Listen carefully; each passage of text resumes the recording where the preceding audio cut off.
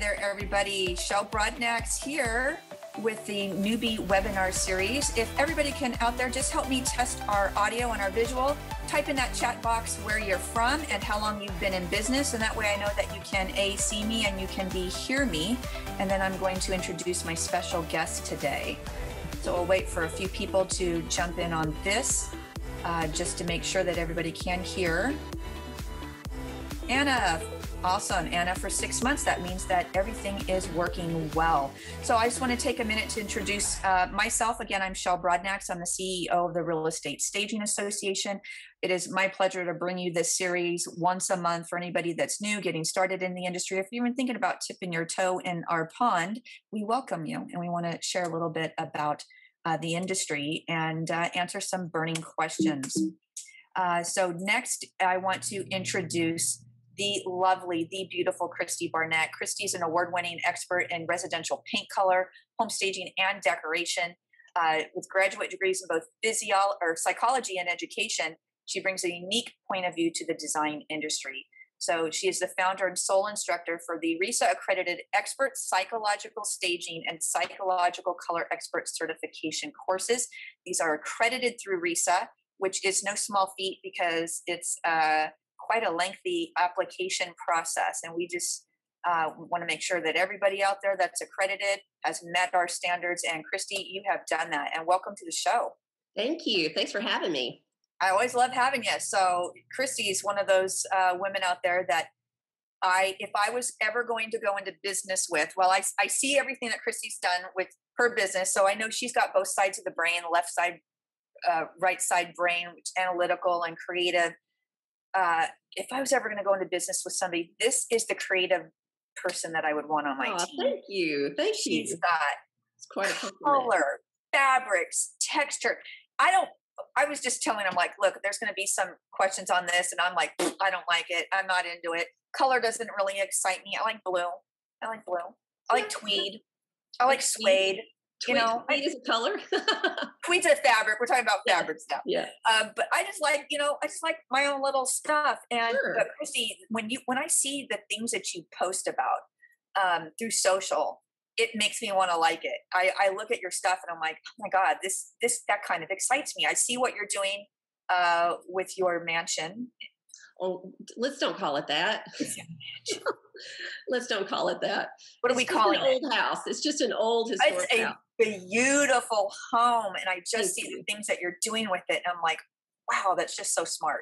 Smart. It's been a lifelong dream, one that I never thought that I could be a part of. So it's been really exciting. We've been restoring for the last year, and we've got tons of things left to do, but it's been a lot of fun for me for sure. Yeah, I like watching the story, and I like that you've turned it into that on social. It's super smart, by the way.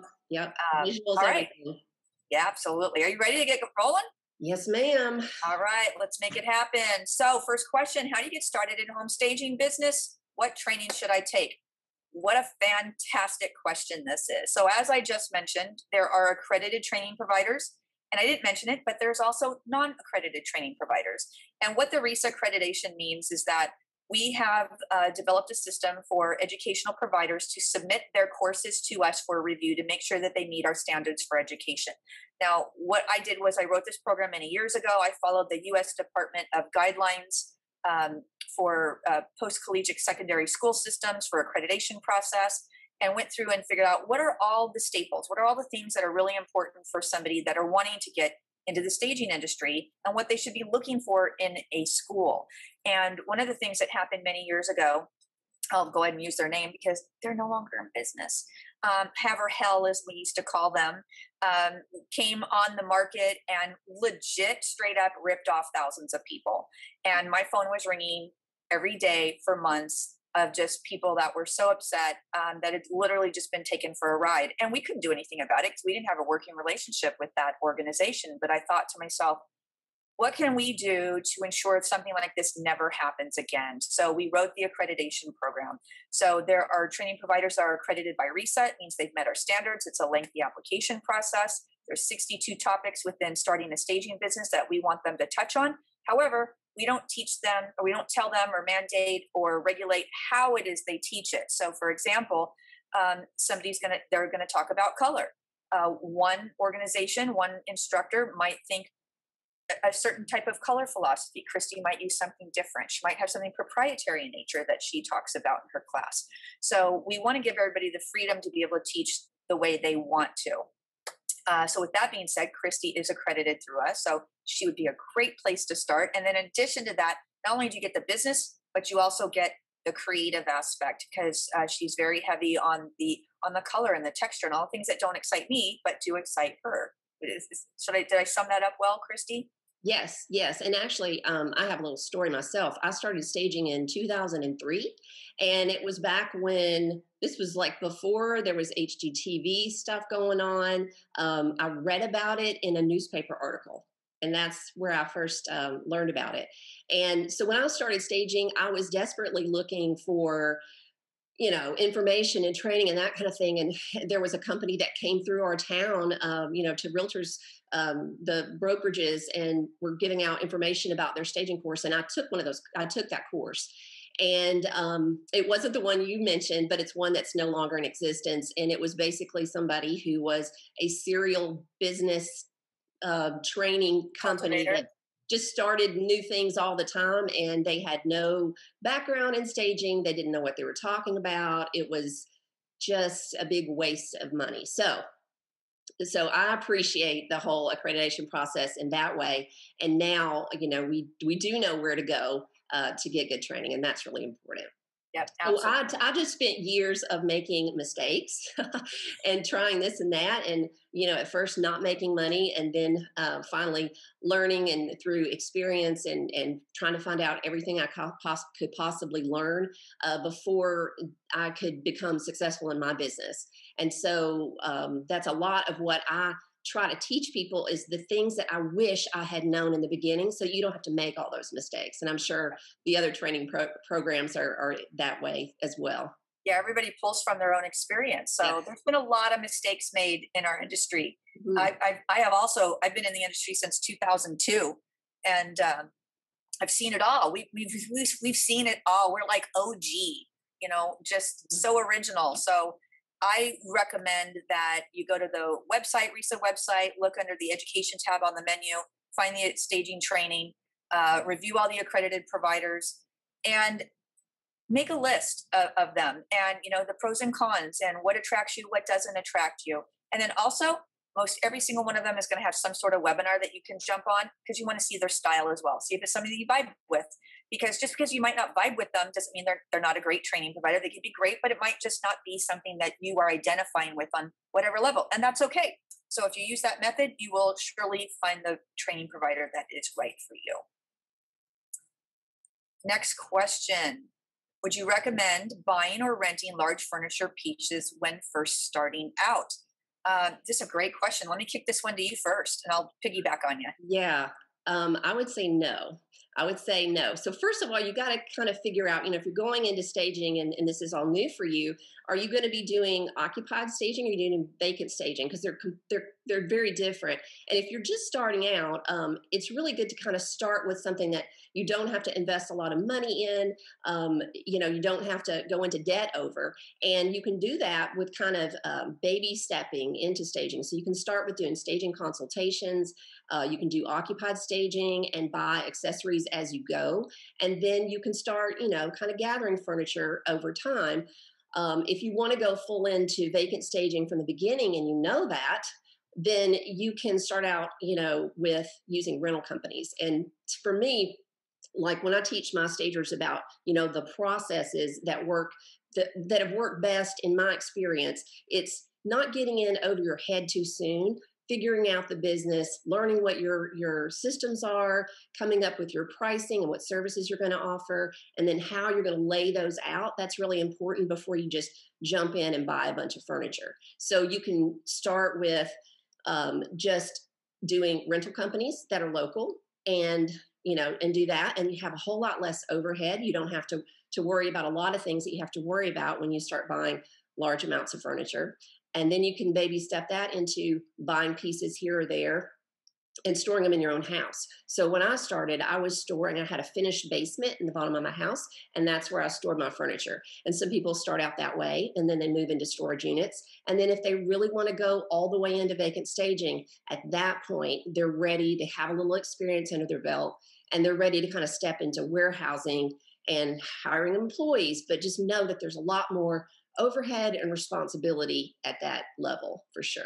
Yeah, absolutely. That was just beautifully said. I could not agree more. I do know people that have gone out in their first year and have taken out a $150,000 loan and put it towards their business, and they made it work. I definitely don't recommend that for everybody. But it's all, what's your business model going to be? How dedicated are you? What's your commitment level? How much of a go-getter are you? How many times have you been knocked down and got back up anyway? I mean, all these things, just your person, just the core of who you are is really going to indicate how much risk you want to take and and how much do you want to risk. So, Shell, I think it's so interesting because I really do think there's a personality that goes along with people. You know, people typically, once they kind of dabble in home staging, most people pick a lane. They're either going to do occupied staging and staging consultations, or they're going to do vacant staging. There are some companies that do both, but most of them go one way or the other.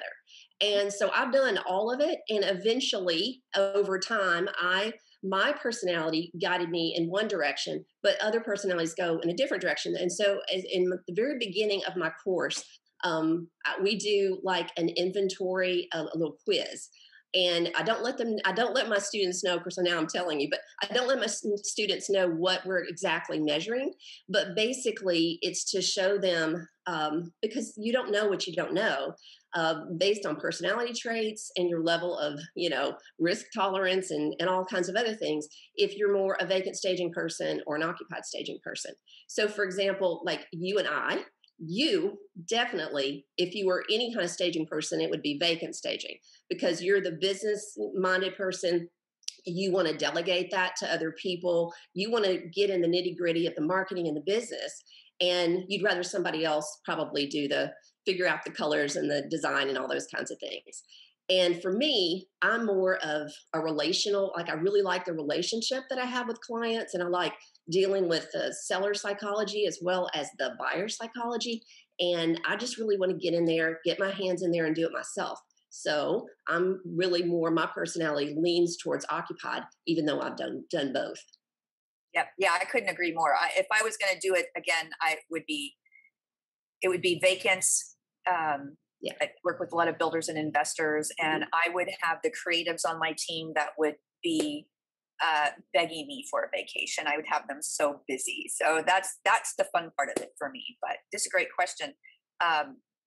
So yeah, that's it. You can start out small. Start out with the consults. I know a lot of people that start out that don't, still have your full-time job, and you're doing consultations in the nights, at night and on weekends. Because let's face it, a lot of working people, that's the time that they have available. So if you can cater to that market, that's a really good market, because a lot of stagers don't want to work nights and they don't want to work on the weekends, and they've made those boundaries, as so they should for their own business model. And you can come right in and swoop in on that. That's right. And when I started out, I had young children, and I didn't want to start it. I had come from the field of psychology, and I had taken a break and had a couple of kids and didn't really want to go back to that. And so I wanted something creative, a creative outlet. And I wanted to do something that was part-time and real flexible, and I could make my own schedule. And so when I started out, that's how I did it. And I know a lot of stagers do that. They have maybe children still at home. They can't, have a 9-to-5 kind of business, at least not on the front end without help. And so you can stair step that. You can start like that, get used to the whole process and learn what you're doing and get some experience. And then you can, go from there. I'll just go all the way up if you want. Yep, absolutely. Sky's the limit. All right. How do you determine exterior colors? What do you base your formula on for determining the right colors in a dwelling? I'm going to kick this one straight to you as well. Are you sure you don't want to answer this one, Shell? I'm pretty sure I don't. Blue, some shade of blue. Blue, always. Actually, blue is a very, it's a universally loved color. So that's a good answer, actually. It just depends on the blue, right? Okay, so I'll tackle the first part, the determining exterior colors. I'll just tell you on the front end, exterior colors are a lot more difficult than interior colors for several reasons. One of the reasons is because the color goes so big. And in natural lighting conditions, the colors change in the way that you use them on an interior, and the results that you have with that same color on an interior looks very, very different on an exterior. It goes a lot lighter. And for example, if you use a nice, what you consider a good neutral on the interior, and you decide to use that for the exterior, the undertones of that neutral are going to pop out in certain lighting conditions. Or if it's like rained in the afternoon or at the end of the day when there's shadows, you're really going to see those undertones. So I don't know if you've ever noticed this before, but I've seen a lot of what was supposed to be a gray exterior turned out to be purple, especially when it's raining. It looks very purple because periwinkle. People don't understand that every neutral has undertones. And if they aren't familiar with them and they don't know how to choose the ones that have the least amount of the right undertone, they can end up with a purple house. So it's pretty tricky. As far as the formula, I'll just throw out a few things. I mean, there's lots to it, but one of the things for exteriors is you've got to pay attention to the elements that are not going to change. So it definitely matters what, kind of roof do you have? Brown roof, a gray roof, a black roof. I have people all the time ask me, what's the best, white, or what's the best neutral for an exterior? And I'm like, well, okay, I need to know the roof color. I need to know if there's any brick and the color of the brick. I need to know, are the windows, are they replacement windows? Are they completely white? Are they almond? Are they black? Whatever. So there's lots of things like that. You also have to consider the neighborhood and what's appropriate for the style of the home and those kinds of things. So there's a lot that goes into that. In terms of interiors, basically in the way that I train in terms of color, creating color palettes for interiors, whether it be for selling a house or for someone living in a house, is I like to establish what I call an anchor neutral first. And that's going to be the neutral with the right undertone for that particular house that kind of weaves the story throughout the whole house. So it's not in every room, because what we found is that color creates memory. And so if you just paint do builder beige or builder gray or white in an entire house that you're going to sell, there's no change. Every room you go into, the memory doesn't change. And so people walk away from that and they don't remember that house. It doesn't create emotional attachment for them. So you do have to, add in color. Sometimes you can do that with props and furnishings and things like that, but sometimes you can do it with a nice muted blue or green or some specific colors that you might use in the bedroom, or you might use in an office or a dining room or something like that. So, but you also have to really pay attention to what those finishes are in the house. So what kind of flooring is it? Is it tile? Is it travertine? Is it warm? Is it cool? Is it marble? Do you have granite countertops? What kind of tile are you working with? What kind of furnishings are in the house? If it's an occupied staging, you really kind of have to think of all those things before you can make the right decision. So that's exactly what I train in my course. Very, very specific in paint color training. And I even have painted boards that I include in the training where you can learn how to pick the right undertone, the right neutrals, and where to apply them, where not to apply them, and that kind of thing. So I'm very, very specific about that. Yep, I love it. And let me tell you, the one thing that I could encourage any stager, if you are you're in the business of staging people, and people are going to ask you about color. They're going to ask you about paint. Is something that you should learn about. I cannot stress enough the monumental importance of taking and completing and understanding a color class and understanding color and the tones and the undertones. Here's why. You're going to be working with people who are fixing to sell their home. Now, whether they want to go the DIY route or they're going to hire painters to come in and do the job, either way, it's costing them money based off the recommendation that you make. If you choose the wrong color and they have to repeat it and all that paint they have to buy again, if they're DIY, that all their sweat equity, they have to do that all over again, and they're really going to be angry. And then if they have to write a check again to somebody else, then they're really, really going to be angry. And I know this because I've made this mistake myself. So my parents have exquisite taste, and my dad's gave me a color swatches and sent me on my way from North Carolina back to California. And when I decided to sell my home, I said, oh, to do what Michael and Tony do in their house. It's going to be beautiful. We're going to sell it. Man, let me tell you what, this paint color in my dad's kitchen and went to my kitchen could not have been further away from what's in his home. It's just he had white cabinets. He's got more light coming in. He's got 5,000 square feet open floor plan. I had, a little bitty kitchen. I mean, just everything was wrong about it. So not only did I DIY'd, and my husband refused to help me paint because he thought the new people shouldn't pick the color.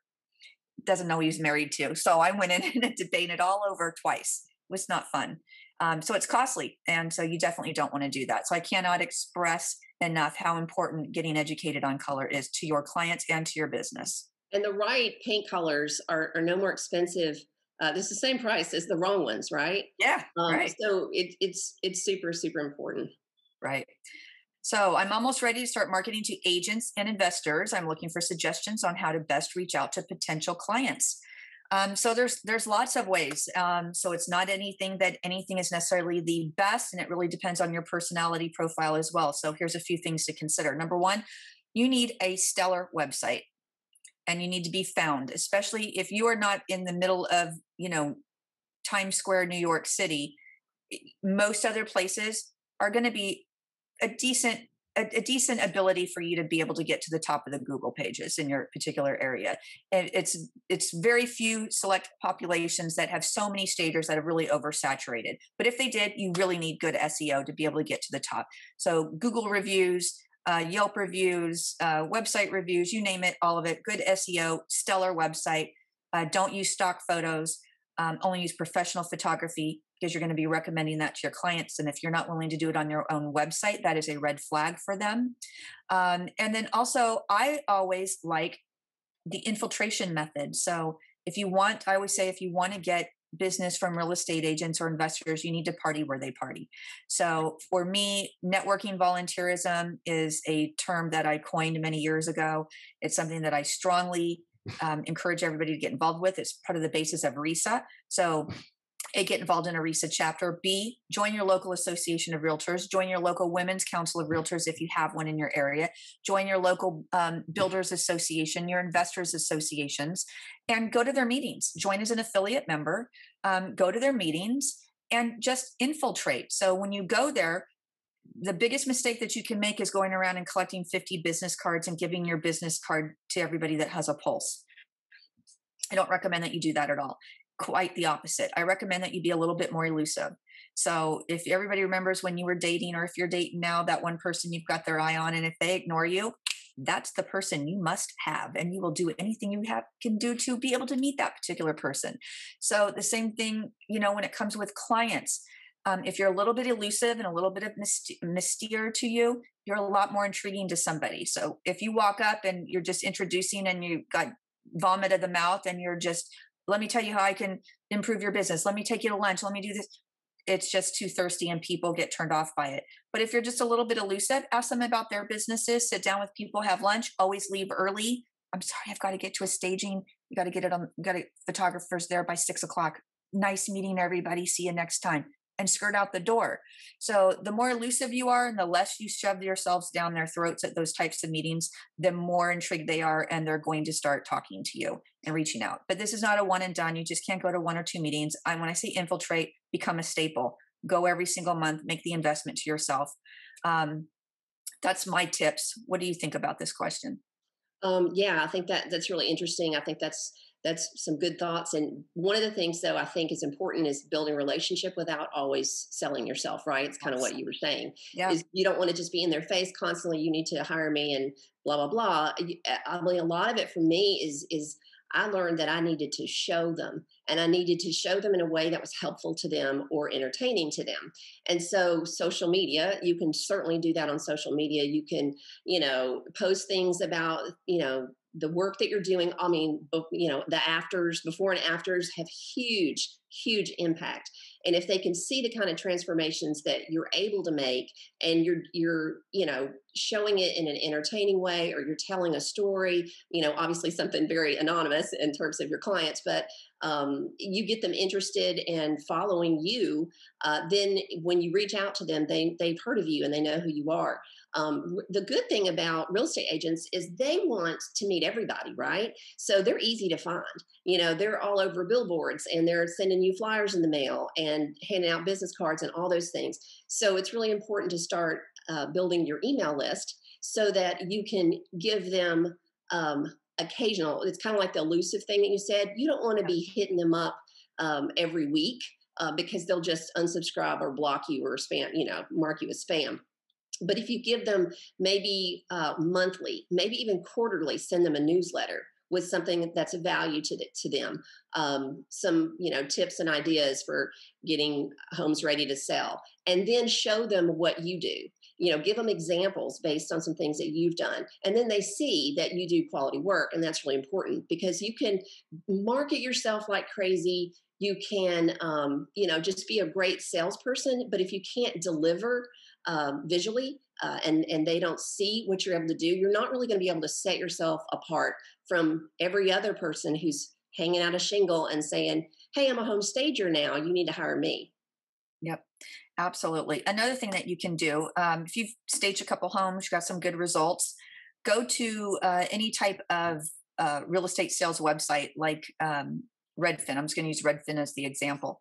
You can do a query on Redfin. It says, give me all the homes that are on the market, that have been on the market for more than 90 days. You can download everything into a spreadsheet. You can actually look through everything, tag it, then download it to a spreadsheet, and look for all the homes that you think you might be able to help. So if you're doing vacants and you find them that they're vacant, great. Create some marketing collateral, a quality flyer, great paper, really good paper, not just copy stock, and have a message on the paper that says, is your home been on the market for more than 90 days with no offers? Call us. We can help. We just staged this home in your neighborhood, and post the claim to fame. So that means it sold in 4 days for 10,000 over list price. Whatever your statistic is that's favorable, put that on there. Make sure it's beautifully branded, well done.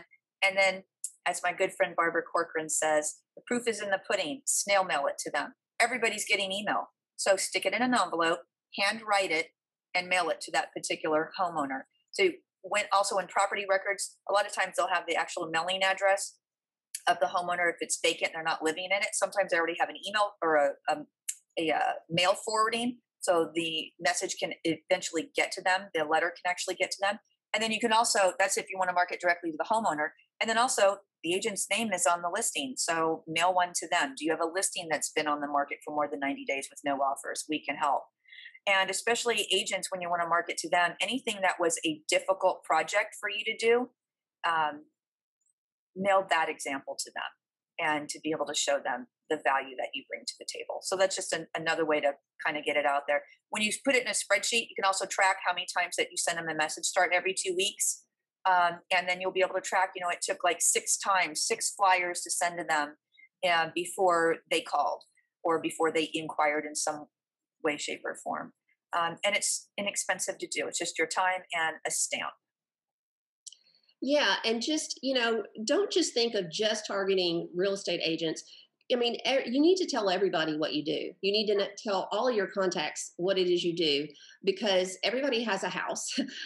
Everybody is living somewhere and potentially will be buying a house at some point, or know somebody that is, or they have a sister or a friend or whatever.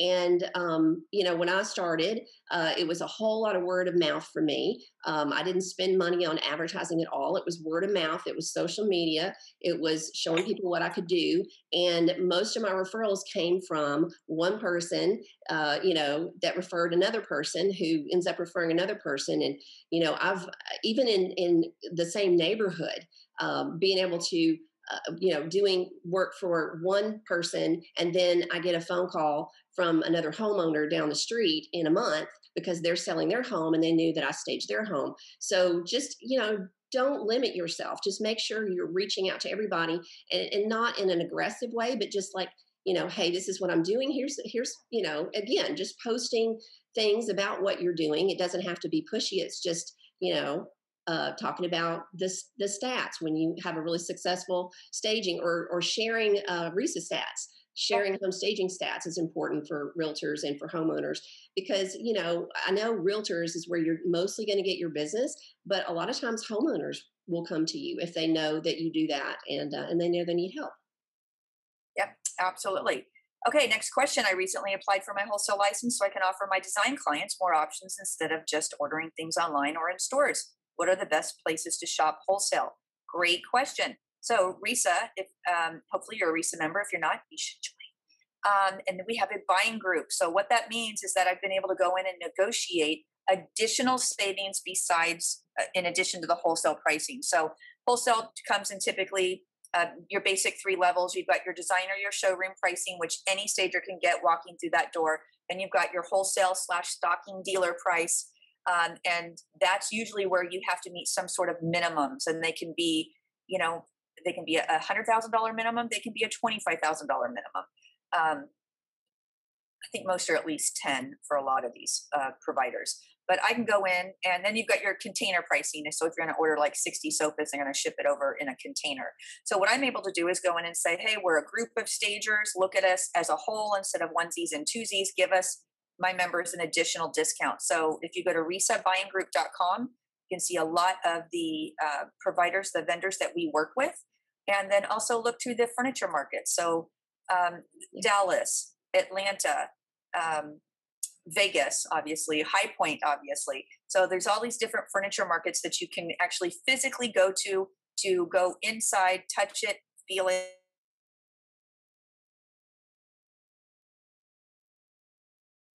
Thousands of square feet and several buildings, and High Point's an entire town worth of furniture vendors that you can shop with. So there's a few of them out there. So just go and look, and it's not something that you can just shop today to buy for next week. So you want to plan to scale your business, and there's definitely some CE classes out there about that as well. So yeah, I completely agree. If you're doing staging, you need to be using that RESA buying group. Now, the question did say something about design clients. So that may be a little different, because you are looking at a different type of, I think a lot of the companies that we would use for staging, it might be a little bit different for higher end design clients. But one thing I would suggest is, before you jump in and start buying wholesale, if you're just kind of dabbling in the design side, is that you actually work towards getting relationships with local furniture stores and vendors where you can get a commission. If you bring in a client and they purchase something, you can get a commission for that.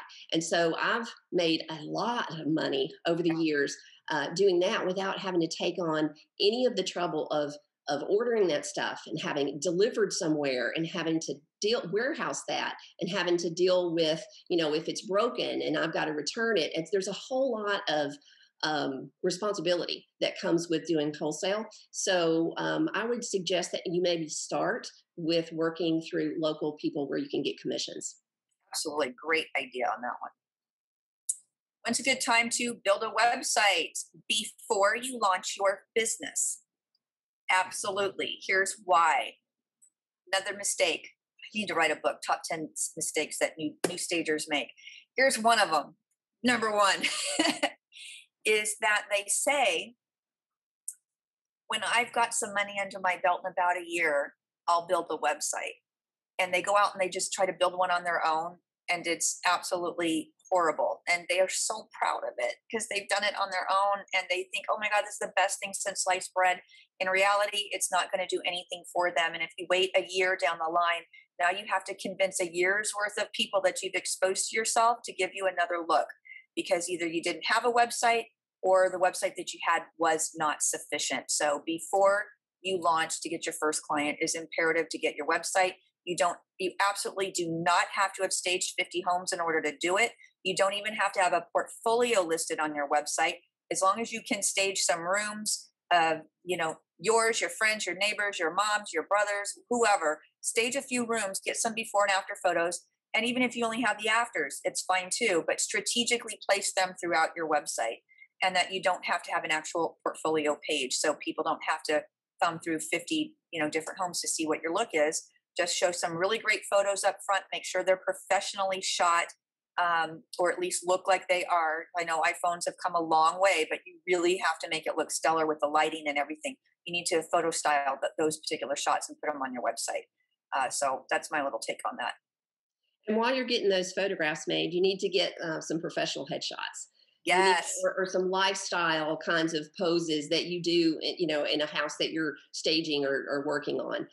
Those are very, very helpful. You want to come across as a professional, and you're not going to come across as a professional if it's a picture that your 10-year-old took of you, with your iPhone.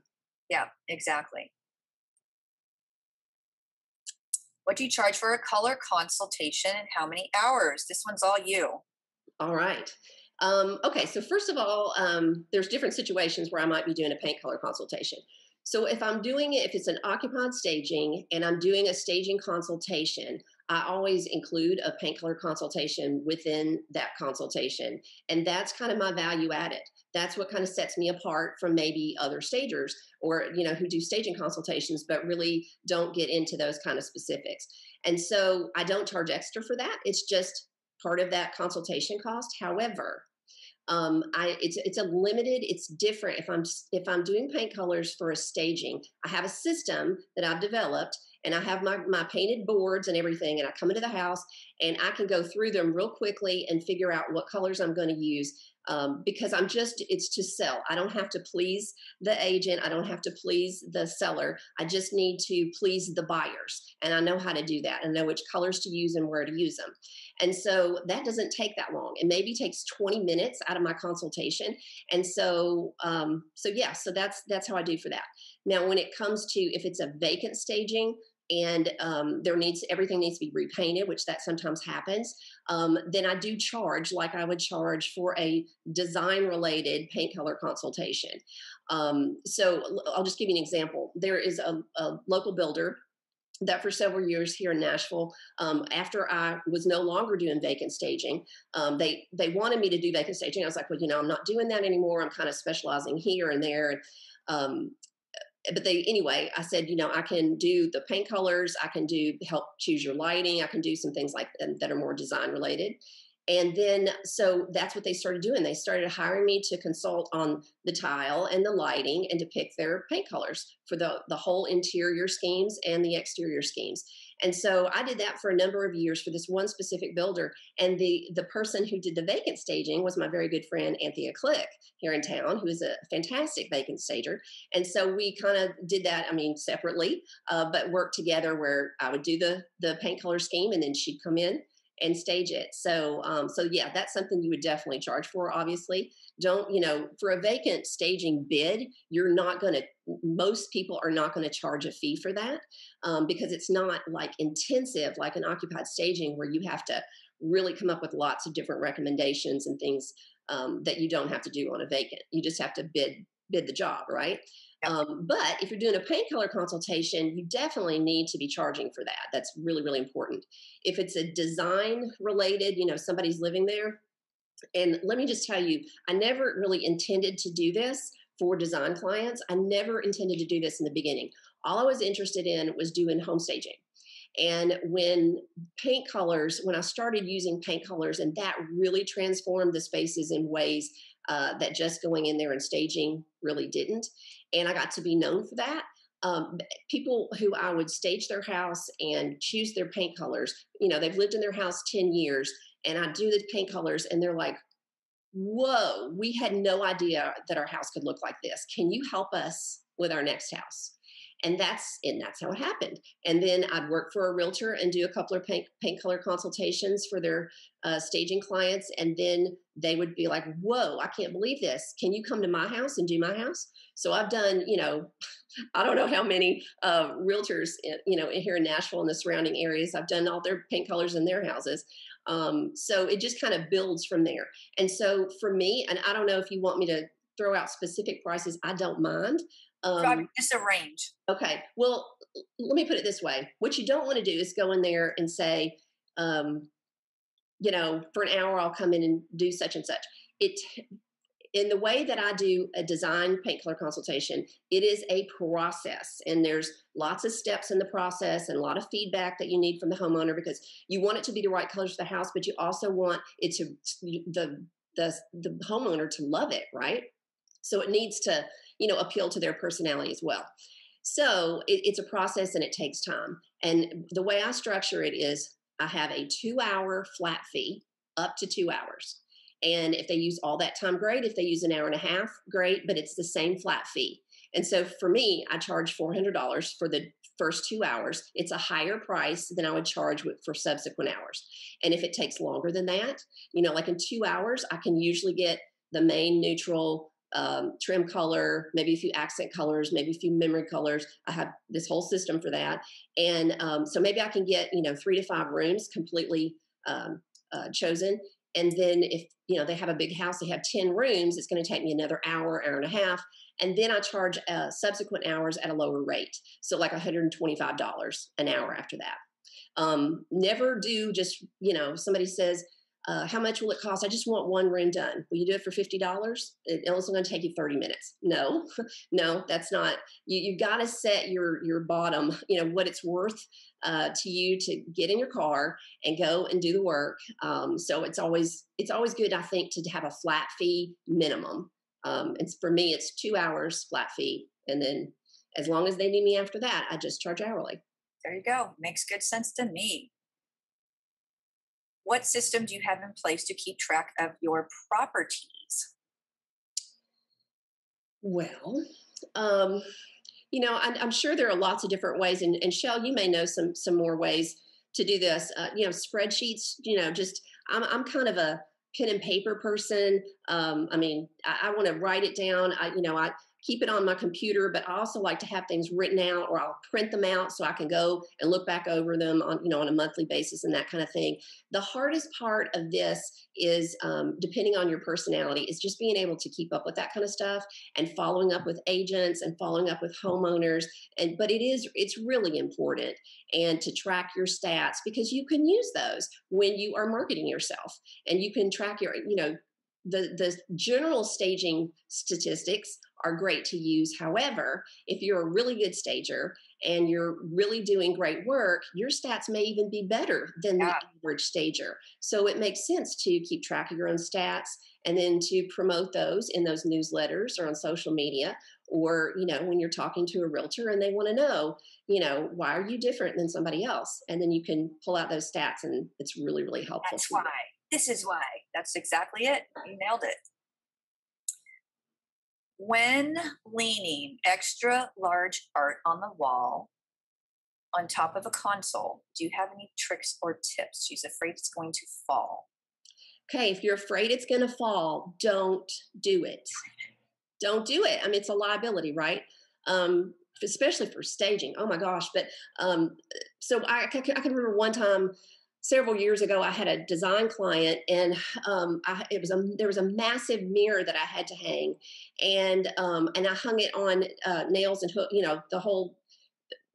I didn't use the right appropriate size for the weight of it, and it fell the next day and ripped the big holes in her walls and cracked the frame of it. So that was an expensive mistake for me, right?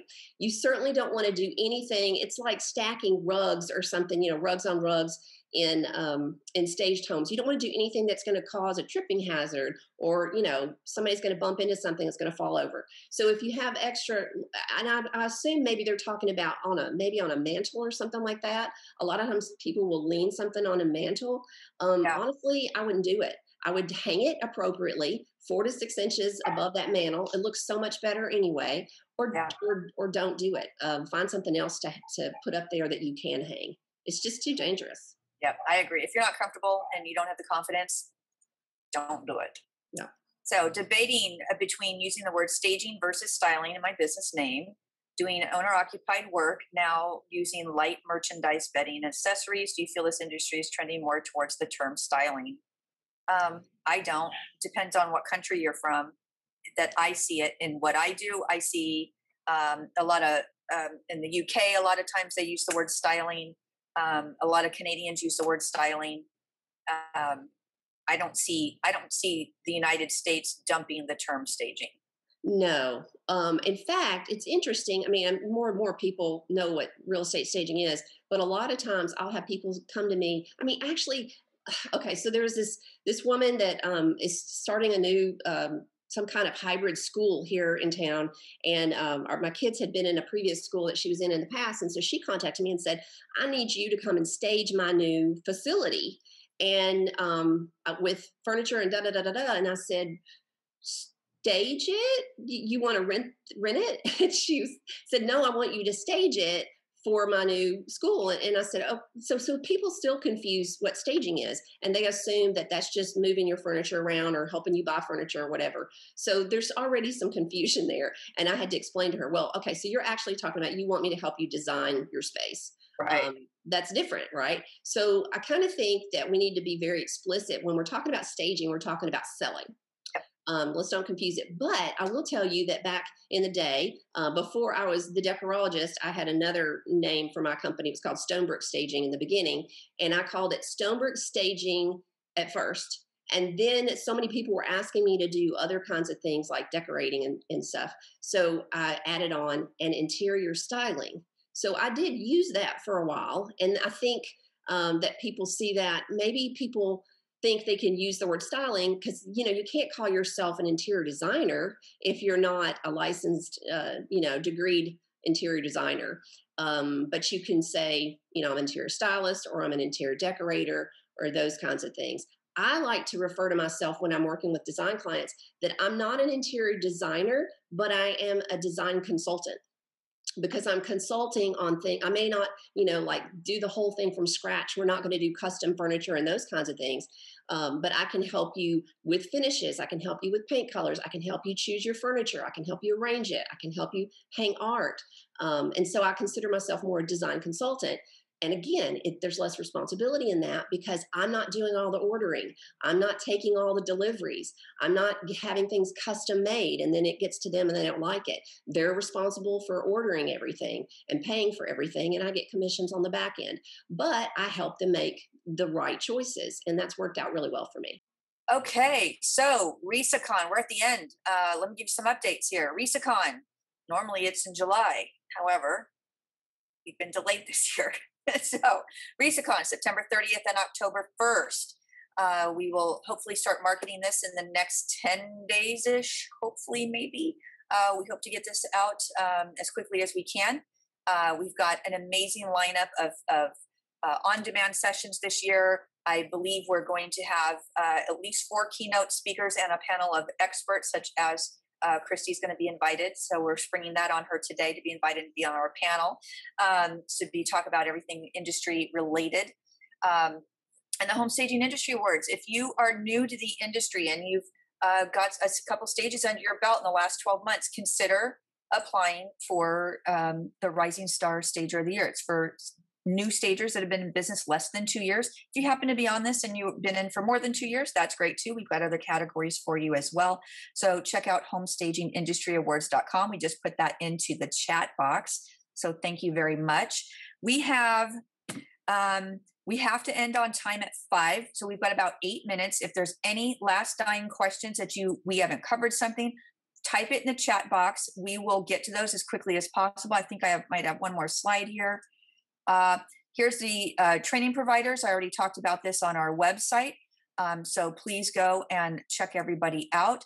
And then also information on the buying group. We had someone asked some questions about different wholesale providers. These are the ones that we work with. But if you go to resabuyinggroup.com, you can see all of them that we work with. And if there's someone on your list that you like working with that we don't have on our list, shoot me an email. Let me know if you have a contact, connect us, and I'll see what I can do to get them into the buying group. Okay, so Sherry's got a question. What is your advice for a stager who has launched the business but has no clients yet? Loaded question, Sherry. So that is hard to really answer because we don't know what it is that you've done. But what my advice would be is keep with it. Make sure that all your ducks in the row, that you've got a great website, that you've got your marketing collateral down. If you don't have education and you haven't taken a class, take one, because you don't know what you don't know. So if you've started it, depending on how long you started. You didn't mention that. So if you started it 2 years ago and you still don't have any business, chances are you might want to take a class, because they can get you back on track. A lot of times some people start out and they kind of don't get started right out the gate. Okay, so she's done all that and she's certified. So Sherry, let me ask you this. What do you think your hang up is? And Sherry, let me ask you, would you like to come on camera and talk? I think we might be able to do that. I'm not sure. Nope, I can't see that I can do that with somebody right here. So type in there, hang on here. We can. I don't see how, if she's agreeing to. I'm pushing the buttons, Felicia. Oh, Sherry, if you want to come on camera, turn on your camera, and I believe that you can, and your audio, and that will pull you right in. So I was asking, no cameras and monitors. Okay. Well, we'd have to ask you, what do you think that your hang up is? What is it that's making it so you're not landing any jobs? So I'll kind of throw some ideas out there while you're typing back to me. But I would say the biggest, hearing a situation like this, if you started, you've been out there for a while, you're not getting jobs, it's probably not being able to close a sale. So that might have a lot to do with confidence, using the right terminology. It could be if your website's not fantastic and you're talking to people and you're sending to their website that's subpar, they're going to judge you for that. So literally everything it is, every interaction that you're doing, you're on trial. People are looking to you. They're going to judge you for every single thing. So it's really hard to kind of answer this question. Market in Greater Seattle. They're selling before they can stage. Great website through HSR. Yes, then you probably do have a great one. So here's the thing. Seattle's a great booming market. They've been staging there for years. It's the birthplace of staging is Washington State. So it should be a great market, and great that things are selling right now. So the key is what you need to do is be able to figure out how to sell your value on top of that. Because if everything's selling no matter what it looks like, and it's just flying off the shelf, people are leaving money on the table. So if you can convey to potential clients that by staging, they can possibly receive more offers and get over list price. And if that's attractive to them, then they would want to stage. And Sherry are part of the RESA Seattle chapter. Also, yeah, reach out to our Seattle chapter, get some feedback, get involved. Also, you can reach out to me and you can set up a time for a 30-minute career counseling call. I offer these to RESA members. There's no charge for it, but you can work directly with me, tell me exactly what's going on. I review your website, give you some feedback, and then I can answer direct questions, and we can actually have a dialogue that we can do with this. So we've got 3 minutes. Phil, I have something to say about that one as well. Sure. In markets like that, and I mean, Nashville's market is crazy. It's crazy. And I know it's that way all across the U.S. right now. And but it's exactly what you said. Yeah, they're going to sell fast, but are you leaving money on the table? Because visually, what those photos turn out looking like, what people are seeing online, there are people flocking to my area from California right now, and they will buy sight unseen, just by looking at the pictures online, and for crazy, like $100,000 above asking. It's insane. Yes. But you want to have that property looking so great. So maybe what you do, was it Sherry? Is that her name, Sherry? Yes.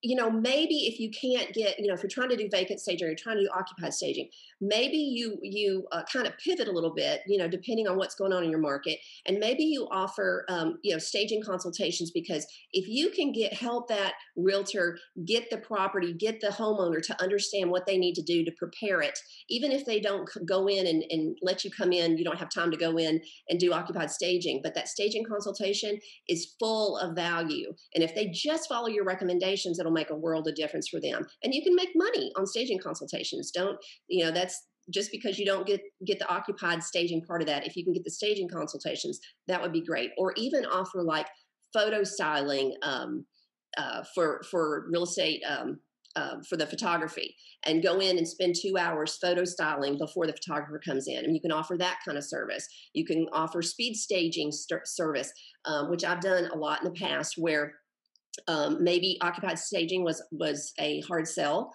to a seller, but the realtor was willing to, we worked a deal, and he was willing to pay me for 2 hours to go in there sight unseen with no consultation and just do what I could in 2 hours and walk away.